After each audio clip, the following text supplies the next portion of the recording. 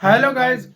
Welcome to Pakistani real reaction. तो कैसे हैं आप सब? मेरा नाम है मुदस्सिर। मैं हूं मुबशर। सो गाइस, भारत ने रातों रात अफगानिस्तान से पलटा सारा खेल। पाकिस्तान हुआ बर्बाद तो भाग निकला तुर्की, झूम उठा तालिबान। तो भाई साहब, अफगानिस्तान से भारत ने कोई रातों रात खेल पलटा जिसके पाकिस्तान की बर्बादी हो गई है और तुर्की जो है भाग निकला है। तो भाई साहब, क्या वो तुर्की तुर्की किधर से बे आ तुर्की गया भाग बे? निकला है भैंस हाँ। के आंख। तो पहले पूरी खबर जानते हैं क्या हुआ। काउंट करते हैं 3 2 1 एंड स्टार्ट। कराची पोर्ट पर लटका सन्नाटे का ताला। अब चाबहार से भारत ने भर दी तालिबान की झोली। पाकिस्तान के ब्लैकमेलिंग के दिन हुए हवा। तुर्की के खलीफा बनने के सपने पर फिरा पानी। भारत की एंट्री देख बीच मैदान से उल्टे पांव भागा एर्दोगान का दूत। मध्यस्थता से खींचे हाथ। दवाओं की खेप लेकर ईरान के रास्ते पहुंचा। भारत का संजीवनी जहाज। इस्लामाबाद की धमकियों को तालिबान ने दिखाया ठेंगा। टूट गया पुराना गुरूर। व्यापारियों के आंसुओं से भीगा पाकिस्तान। बॉर्डर बंद करने की चाल पड़ी उल्टी। भारत की कूटनीति ने पड़ोसी की अर्थव्यवस्था की रीढ़ तोड़ी। सेंट्रल एशिया के दरवाजे पर भारत ने खड़ा कर दिया अपना पहरेदार। 2026 में बदल गया एशिया का नक्शा।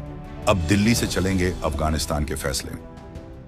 दोस्तों, 2026 की शुरुआत के साथ भारत की कूटनीतिक पावर ने एशिया की जियोपॉलिटिक्स में एक ऐसा भूचाल आया है जिसने पाकिस्तान की जमीन तो हिलाई ही है, साथ ही साथ हजारों किलोमीटर दूर बैठे तुर्की के मंसूबों पर भी पानी फेर दिया है। एक तरफ जहां पाकिस्तान अपनी सीमाओं पर कंठीले तार लगाकर और रास्ते बंद करके अफगानिस्तान को घुटनों पर लाने का सपना देख रहा था, वहीं दूसरी तरफ भारत ने खामोशी से तालिबान को साथ लेते हुए एक ऐसी सुरंग खोद दी जिससे न सिर्फ पाकिस्तान की घेराबंदी टूट गई बल्कि उसकी रही सही अकड़ भी धूल में मिल गई। यह खबर सिर्फ एक रास्ते या बंदरगाह की नहीं है। यह खबर है उस कूटनीतिक थप्पड़ की जिसकी गूंज इस्लामाबाद से लेकर अंकारा तक सुनाई दे रही है। जिस पाकिस्तान को लगता था कि उसकी मर्जी के बिना काबुल में पत्ता भी नहीं हिल सकता, आज उसी काबुल ने पाकिस्तान के सबसे बड़े पोर्ट कराची को बाय बाय बोल दिया है। और यह सब हुआ है भारत के उस मास्टर स्ट्रोक की वजह से जिसे दुनिया चाबहार के नाम से जानती है। भारत के इस ढाकड़ सपोर्ट से तालिबान झूम रहा है तो पाकिस्तान खुद को बर्बाद होते देख रहा है और तुर्की अपना बोरिया बिस्तर लेकर भाग रहा है। दोस्तों, सवाल बनता है कि एक देश जो खुद को इस्लामिक दुनिया का मसीहा बताता है यानी तुर्की, वो अचानक पाकिस्तान और अफगानिस्तान के बीच सुलह कराने से पीछे क्यों हट गया?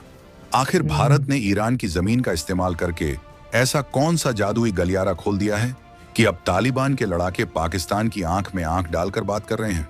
और सबसे बड़ा सवाल, क्या पाकिस्तान की अर्थव्यवस्था जो पहले से ही आईसीयू में थी अब इस नए झटके के बाद वेंटिलेटर से भी उतर जाएगी? भारत ने बिना एक गोली चलाए, बिना किसी शोर शराबे के कैसे अपने दो विरोधियों को एक ही चाल में चित कर दिया है?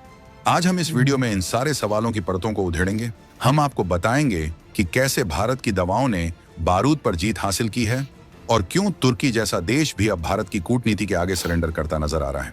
यह कहानी आपको हैरान कर देगी, तो बने रहिएगा वीडियो पर और इस संबंध में आपके जो भी विचार हों कमेंट में लिखकर जरूर बताइएगा।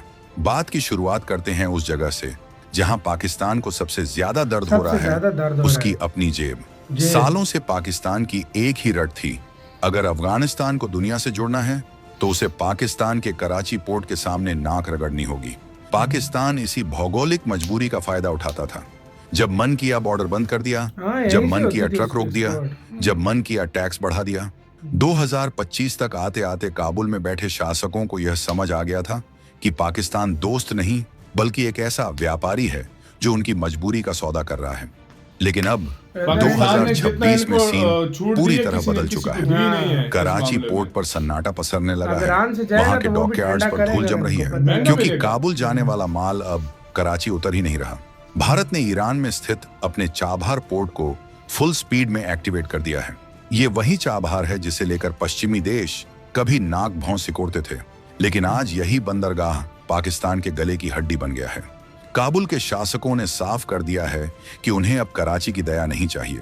जो ट्रक पहले पाकिस्तान के खस्ताहाल सड़कों और करप्ट चेकपोस्टों से गुजरते थे, अब वो ईरान के चमचमाते हाईवे से होते हुए अफगानिस्तान में दाखिल हो रहे हैं।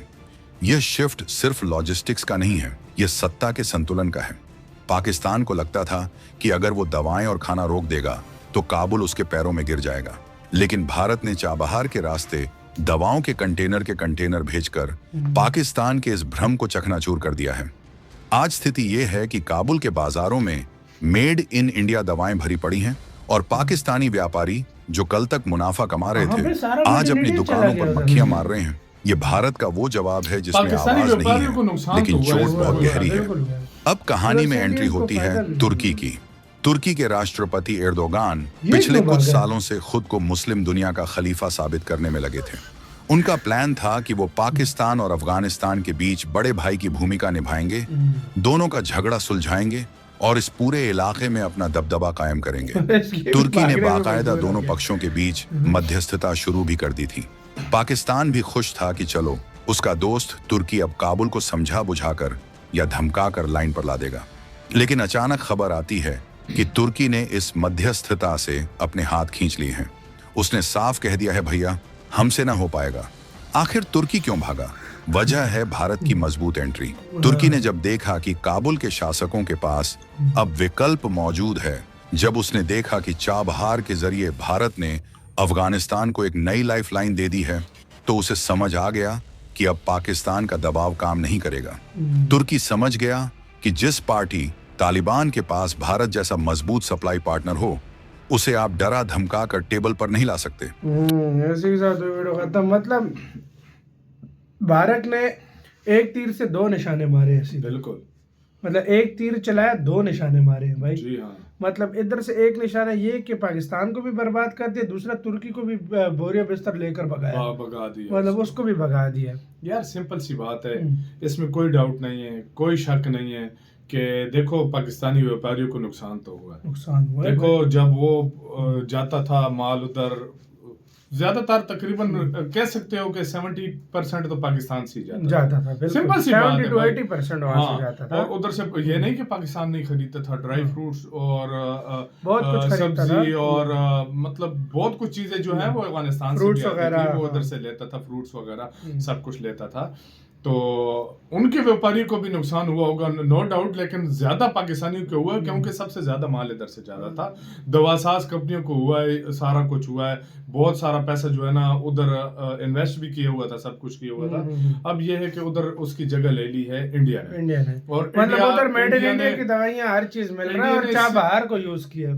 इंडिया ने सिर्फ दवाइयों को नहीं ली है, इंडिया ने मुख्तलिफ चीजों की पता नहीं क्या सब कुछ उधर जाएगा। देखो यार, एक लिहाज से पाकिस्तान को बॉर्डर बंद करने का ये फायदा हुआ है। देखो जहां पर नुकसान हुआ है उधर फायदा भी ये है कि जो चीजें बॉर्डर से स्मगलिंग होकर आती थी, कोई क्या चीज वो उसमें काफी सारा अभी भी खत्म नहीं हुआ है। मैं नहीं कहता कि नहीं, लेकिन बहुत कम हो गई है। उसकी वजह यह है कि सख्ती थोड़ी हुई, सारा कुछ, जिसकी वजह से पाकिस्तान में डंप कर देते थे। जिस तरह चाइना किसी कंट्री में डंप नहीं कर देता, अफगानिस्तान के रास्ते आके पाकिस्तान में डंप हो जाती थी, अफगानिस्तान में डंप हो जाता था। वो पाकिस्तान के जो काम करने वाले लोग हैं उनको फायदा नहीं होता था, वो सस्ती मिलती थी। अब भारत टोटल मार्केट में भारत बैठ गया। तो आपका क्या राय है? अपनी राय बताना, अपना बहुत ज्यादा ख्याल रखना। तो यार